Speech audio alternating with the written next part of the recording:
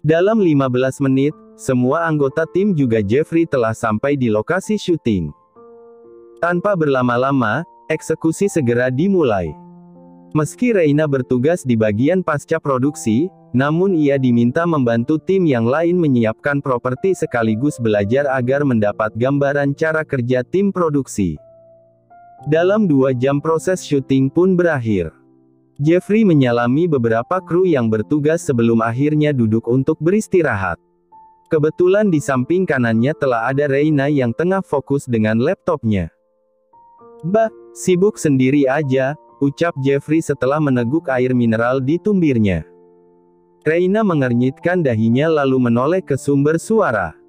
Ia baru menyadari jika Jeffrey sedang duduk tidak jauh darinya. Reina hanya tersenyum simpul. "Proses syuting sudah selesai, kok masih fokus depan laptop?" tanya Jeffrey. "Iya, sebetulnya saya masuk bagian tim editor. Di sini hanya membantu tim yang lain," jawab Reina. "Wow. Jarang-jarang loh editor seorang perempuan," balas Jeffrey merasa kagum. "Ya, bukan hanya saya, ada beberapa orang lagi." Jeffrey mengangguk-angguk lalu mengunyah beberapa camilan. "Sepertinya kita seumuran ya." "Mbak umur berapa?" tanyanya lagi. "Saya 22 tahun, balas Reina seadanya. "Tuh kan, saya 23 tahun. Reina tersenyum sampai memperlihatkan giginya. "Baru kali inilah saya mengobrol dengan seseorang yang tanpa meminta berfoto dengan saya." "Hehi," senyum Reina berangsur menjadi tawa ringan. "Percuma saja, saya bukan termasuk orang yang aktif di sosial media. Paling fotonya cuma nyangkut di galeri," balas Reina kembali tertawa mengimbangi.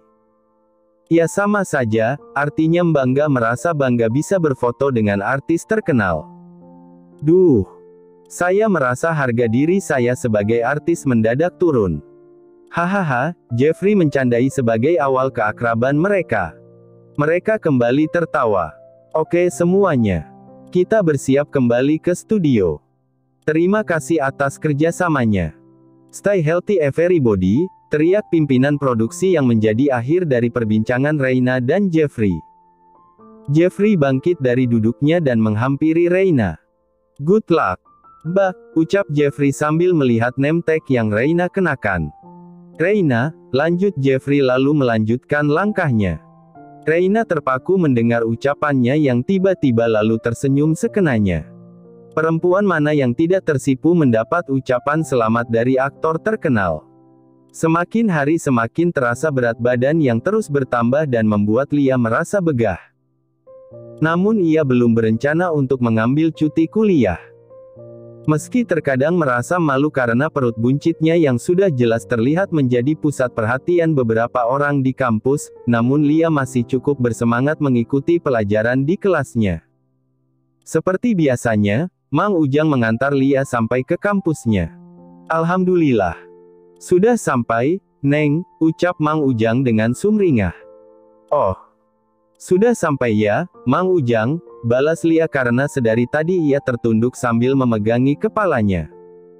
"Kenapa, Neng, dari tadi megangin kepala mulu?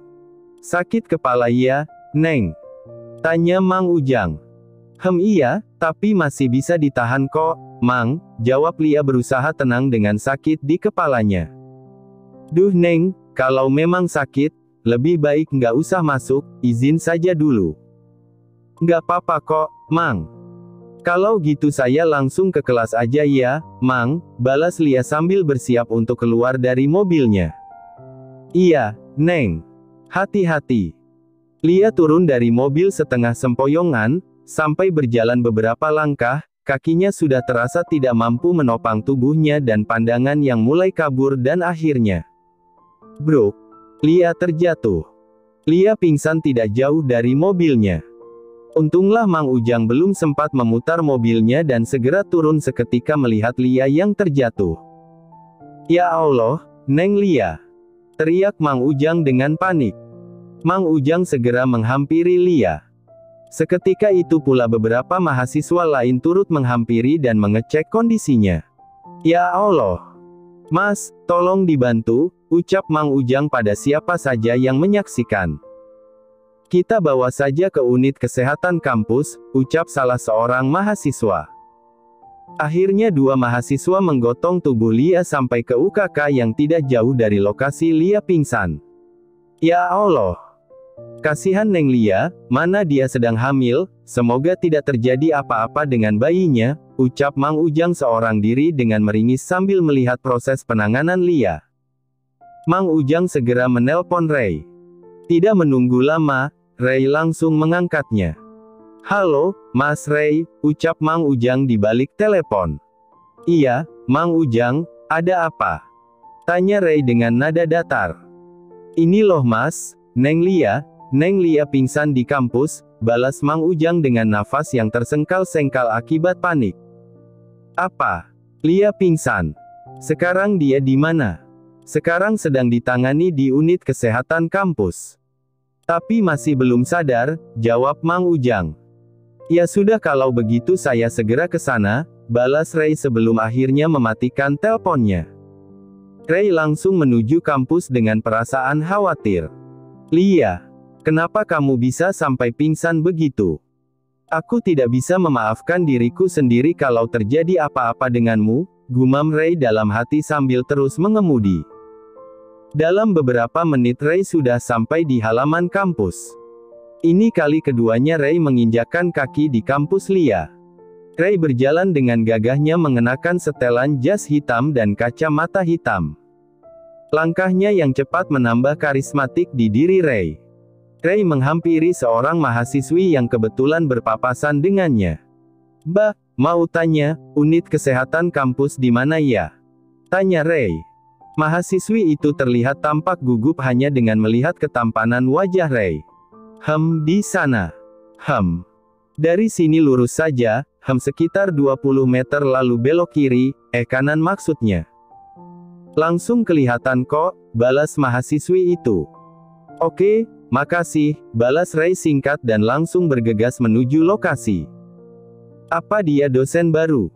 Baru kali ini lihat dosen setampan itu, Tapi mau apa ya dia ke UKK? Tanya mahasiswi lain yang bersamanya. Iya. Seharusnya gue yang ke UKK buat obatin hati gue yang meleleh melihat ketampanannya, balas temannya dengan pandangan penuh khayal. Sementara itu, Ray melihat Mang Ujang yang duduk di kursi tunggu di luar ruangan. Mang Ujang yang juga melihatnya spontan berdiri. Ray sempat melirik Mang Ujang sejenak, lalu segera membuka pintu tidak sabar ingin melihat kondisi Lia. Ray menemukan Lia yang berbaring di atas ranjang sudah dalam keadaan sadar. Lia cukup terkejut melihat kedatangan Ray yang menurutnya tiba-tiba. Waduh. Mang Ujang pasti memberitahu Mas Ray, gumam Lia dalam hati. Ray membuka kacamata dan menggantungkannya di kerah kemejanya. Gimana keadaan kamu sekarang? Tanya Ray. Alhamdulillah. Sudah lebih baik. Bayi dalam kandunganku juga baik-baik saja, jawab Lia seadanya. Syukurlah. Tapi apa yang membuatmu jadi seperti ini? Tanya Ray lagi. Vertigoku kambuh lagi, balas Lia.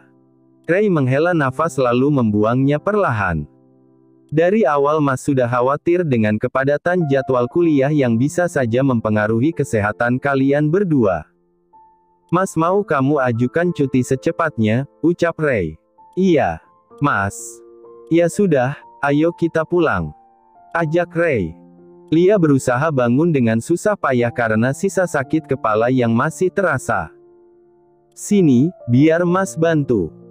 Ray mengangkat tubuh Lia, namun tidak untuk membantunya berdiri melainkan menggendongnya sampai ke mobilnya. Mas turunin. Aku bisa jalan sendiri, teriak Lia sambil memukul-mukul lengan Ray, namun tidak dihiraukan sama sekali. Mang Ujang menatap keduanya dengan mata melotot lalu geleng-geleng kepala sambil tersenyum. Mas, turunin. Aku malu. Banyak teman-teman aku yang melihat. Sudah diam. Orang-orang akan memaklumi dengan kondisimu, balas Ray dengan tetap terus berjalan. Ya tapi. Haduh. Lebih baik aku pura-pura pingsan saja, balas Lia pada akhirnya. Sepanjang perjalanan Lia menutup matanya meski sesekali mengintip keadaan sekitar sampai di depan mobil Ray. Ray akhirnya menurunkan Lia. Lia segera masuk mobil menahan malu. Haduh. Bagaimana reaksi teman-temanku saat aku kembali ke kampus nanti, gerutu Lia. Jelas mereka akan iri padamu karena memiliki suami tampan seperti Mas, balas Ray dengan penuh percaya diri. Seketika Lia mengangkat sebelah ujung bibirnya merasa tidak sependapat. Ray dan Lia segera kembali ke rumah mereka. Saat sampai di rumah, Ray kembali menggendong Lia dengan tiba-tiba.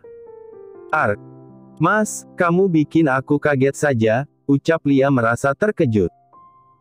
"Masmu ini memang penuh kejutan," balas Ray sambil terus berjalan menggendong Lia dengan senyum jahilnya. "Awas saja kalau setelah ini Mas minta pijitin tangannya," gerutu Lia. Hingga sampai di tempat tidur mereka, Ray menyiapkan tumpukan bantal untuk kemudian membaringkan Lia setengah duduk di atas kasur. "Apa kamu sedang banyak pikiran, Lia, sampai membuat vertigomu kambuh?" tanya Ray. Lia menggeleng pelan. "Tidak ada." "Tiba-tiba kambuh begitu saja," jawab Lia meski tidak begitu yakin dengan jawabannya sendiri. "Mas akan buatkan kamu ramuan." "Tunggu sebentar," ucap Ray. Lia hanya mengangguk. Ray kemudian bergegas ke dapur untuk membuatnya. Dalam 2 menit, Ray sudah kembali ke kamar dengan secangkir ramuan di tangannya. Menurut berbagai sumber, ramuan ini mampu mengurangi sakit kepala karena vertigo, ucap Ray sambil memberikan ramuan itu pada Lia. "Ramuan apa ini?" tanya Lia penasaran. "Campuran sari jahe dan madu." "Enak kok," jawab Ray. Lia memegang cangkir itu dengan kedua tangannya dan memperhatikannya cukup lama. Sesekali ia mencium bau khas dari ramuan tersebut. Ray menatap Lia dengan tatapan menunggu, sedangkan Lia masih ragu dengan rasa ramuan itu yang mungkin saja terasa pahit. Pada akhirnya Lia menyeruput sedikit dan merasakan setiap tetes rasanya. Lia mengecap-ngecap lalu tiba-tiba membelalakkan matanya. "Enak. Kok enak gini ya rasanya?" lanjutnya dengan menyeruput kembali sampai habis tak tersisa. Ray tersenyum sumringah. "Gimana? Mulai terasa efeknya?" tanya Ray. "Efek apa?" Lia balik bertanya. "Ya. Sakit kepala kamu, apa sudah hilang?" "Sakit kepala ya, hehi. Emang semenjak sampai rumah, sakit kepalanya sudah hilang gitu aja," jawab Lia sebelum dirinya menyeringai. Jangan-jangan tadi cuma pura-pura masih sakit biar Mas gendong ya," balas Ray. Seketika Lia memukul lengan Ray dengan cukup keras. "Apa sih?" gerutu Lia. "Au. Sakit, Lia," balas Ray dengan spontan menggusap-usap lengannya. "Lagian sembarangan, ngapain juga aku pura-pura sakit segala," omel Lia pada Ray. "Yeh. Becanda kali. Nggak usah marah-marah gitu." "Siapa juga yang marah," balas Lia dengan memasang wajah cemberut. Ray membuang nafas berharap dirinya bisa memaklumi sifat perempuan di diri Lia. Ray mengambil posisi untuk duduk, namun Lia justru beranjak dari tempat tidur. "Mau kemana?" tanya Ray. "Kamar mandi," balas Lia. "Biar Mas antar." "Apa sih?" "Nggak usah. Kayak jauh aja." "Bukan begitu Lia, tapi kamar mandi sedikit licin, Mas khawatir kamu nanti terpeleset," balas Ray. "Tapi Mas..." "Enggak. Bagaimanapun kamu baru saja membaik," balas Ray lagi memotong ucapan Lia. Ray menuntun tangan Lia sampai ke kamar mandi. Namun saat sampai di dalam kamar mandi, cepat-cepat Ray mengunci pintunya. "Loh, kok ditutup?" tanya Lia mulai sedikit curiga. "Hehi temani Mas mandi ya," balas Ray dengan santainya. Lia melotot ketakutan mendengar permintaan Ray yang macam-macam menurutnya. "Apa-apaan sih Mas?" "Nggak deh, lagi pula siang-siang begini kok mandi," balas Lia mencari alasan. "Oke, pilihannya kamu ikut mandi, atau lihat Mas mandi. Seketika alis Lia beradu. Ya nggak gitu juga kali Mas, aku tunggu di kamar saja, balas Lia berancang-ancang keluar. Oh nggak bisa. Ray menghalangi tubuh Lia. Lia merasa salah tingkah sekaligus bingung menghadapi permintaan suaminya yang aneh itu. Oke. Tapi aku sekarang mau buang air kecil dulu. Oke. Silahkan. Lia menghela nafas lalu membuangnya perlahan sebelum akhirnya bersiap untuk buang air kecil karena mulai tak tertahan. Jangan ngintip. Teriak Lia spontan. Haduh. Sebentar lagi juga saling lihat, balas Ray sambil memutar tubuhnya hingga membelakangi Lia. Lia mulai buang air kecil dengan perasaan gelisah dan khawatir jika Ray tiba-tiba berbalik dan melihatnya. Sudah, Lia? Tanya Ray dengan posisi yang masih sama. Ray berbalik badan. Belum, teriak Lia seketika. Hehi. Udah ding, lanjutnya. Oh ngajak bercanda nih, balas Ray sambil menghampiri Lia. Ray kemudian membuka hampir semua pakaian yang melekat di tubuhnya hanya menyisakan boxer. Kamu nunggu Mas yang bukain baju kamu? Tanya Ray dengan tatapan nakal. Mas, tapi tubuhku sedang melar, perutku juga buncit. Nggak ada bagus-bagusnya buat dipandang, ucap Lia dengan tidak percaya diri. Haha. Lia, mau kamu jadi gendut, bulat, itu nggak berpengaruh buat Mas, balas Ray dengan sejujurnya. Lia tersenyum sipu mendengar pernyataan Ray. Duh. Aku mengantuk sekali, ucap Lia yang dengan tubuh masih berbalut handuk. Tapi rambutmu masih basah, Lia. Nanti masuk angin, balas Ray sambil mengeringkan rambutnya dengan handuk kecil. Ray melihat Lia yang susah payah sekali memakai baju karena tubuh yang lemas dan mata yang mengantuk. Duduklah, biar Mas pakaikan.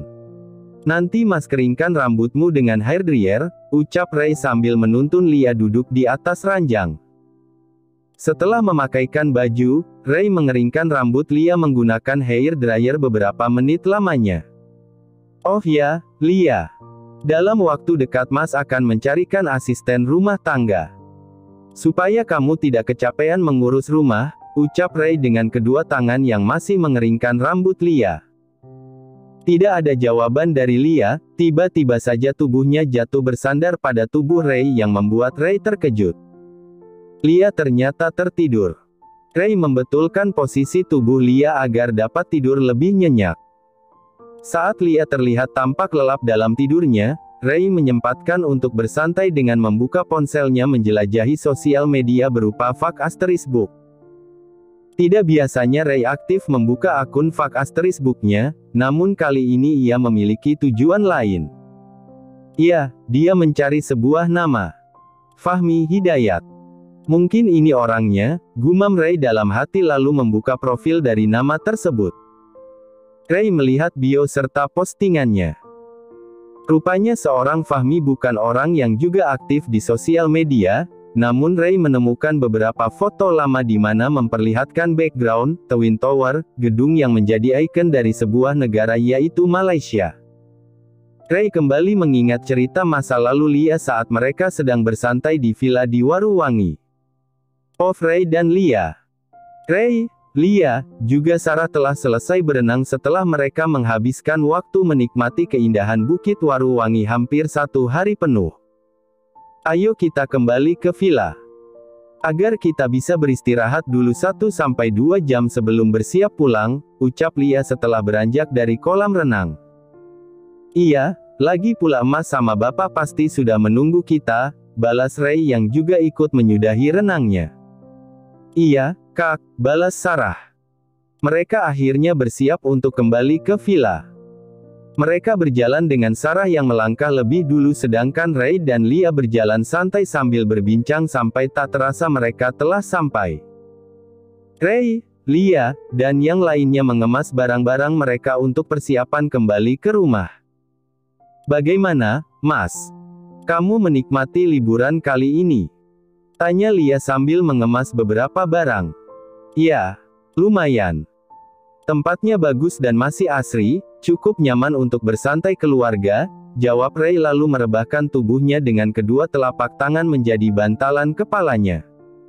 Oh, jelas dong. Sebetulnya masih banyak lagi tempat-tempat wisata alam yang indah di sekitar Banten, balas Lia sambil melangkah mendekati Ray dan turut merebahkan tubuhnya sebelum kemudian menyamping menatap Ray. Iya, Mas sudah seperti wisatawan yang dipandu oleh seorang guide. Sepertinya kamu sudah cukup berpengalaman ke tempat ini, ucap Ray menoleh ke wajah Lia tanpa merubah posisi tubuhnya. Hehi. Dulu, pernah 2 kali ke sini, jawab Lia. Liburan keluarga? Tanya Ray. Lia menggeleng. Bukan. Tapi latihan paskibraka, jawab Lia seadanya. Apa? Paskibra?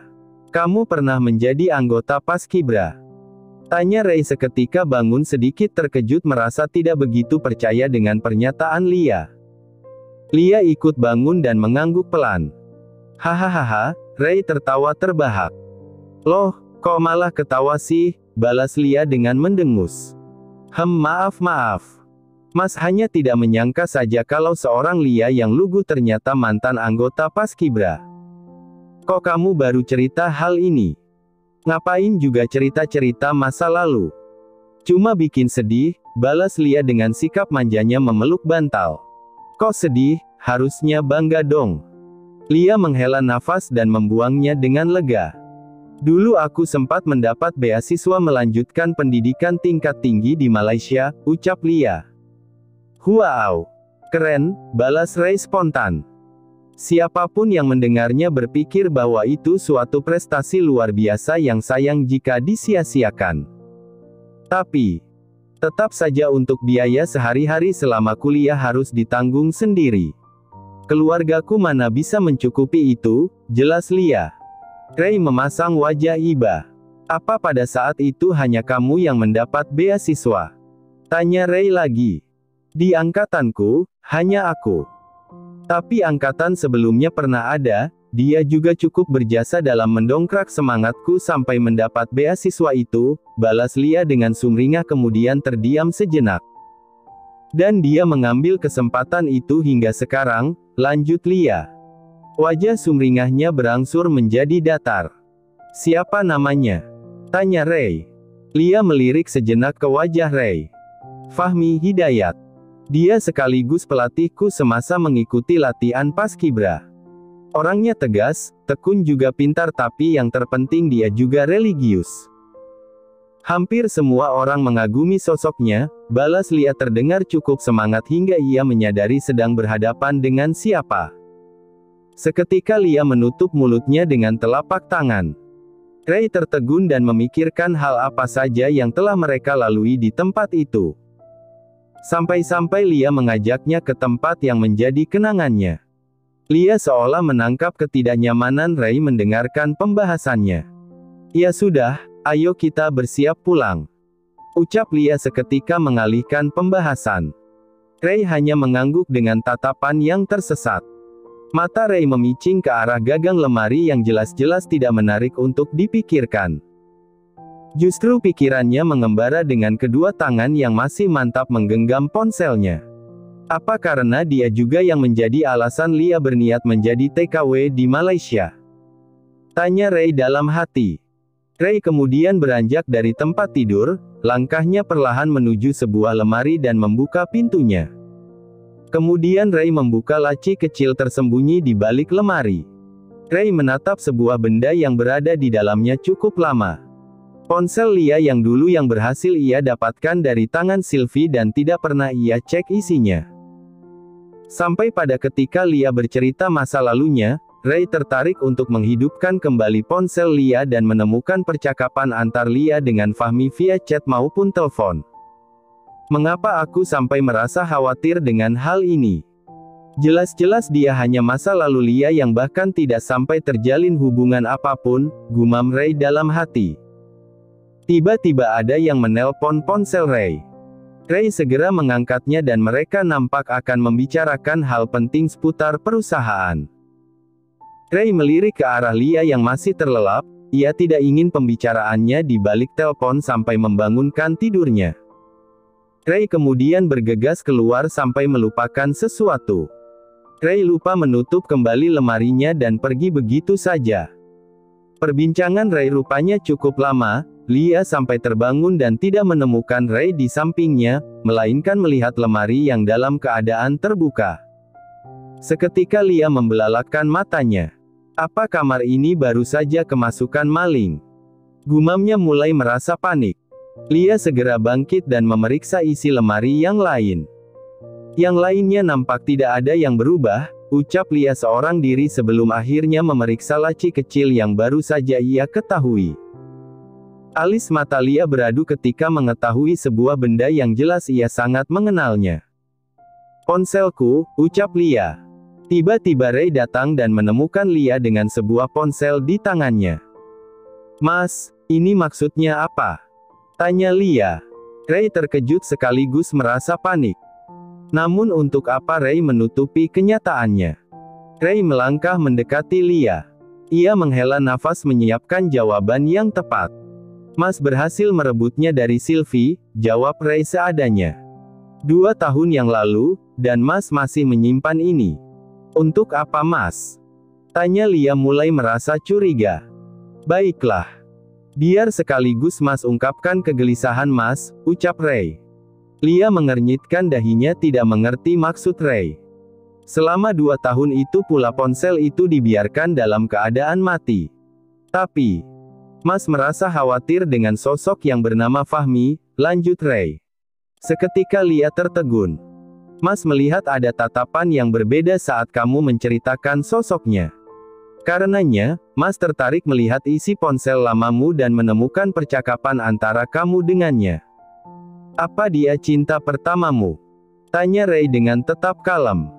Lia terpaku, ia tidak tahu harus menjawab apa. Mas. Tapi itu hanya masa lalu, sebagaimana Mas memiliki masa lalu dengan Mbak Intan, jawab Lia merasa panik sekaligus khawatir. Huas. Sudah Lia, tidak perlu merasa panik. Mas tidak mempermasalahkan hal itu, Mas hanya ingin tahu saja, balas Ray menangkup kedua pundak Lia. Syukurlah, Ray tidak sampai berpikir hal buruk padanya. Kamu pintar sekali memendam perasaanmu demi membuat orang di sekitarmu bahagia, lanjut Ray. Lia kemudian memeluk tubuh Ray. Aku takut Mas akan marah kepadaku, ucap Lia. Sebagaimana aku takut kehilanganmu, Lia, gumam Ray dalam hati sambil mengelus punggung Lia. Rumah mewah itu kini dipenuhi dengan bunga-bunga cantik berwarna pastel. Senada dengan kain-kain yang menjuntai yang melengkapinya. Ada juga lampu-lampu yang terangnya memberi kesan eksotis. Sampai di sebuah podium dengan dipenuhi lebih banyak bunga dan efek cahaya yang menawan. Telah tersedia 2 buah kursi mewah sebagaimana disediakan untuk raja dan putri. Ya, sebuah pelaminan tempat bersinggah untuk 2 insan yang memadu kasih.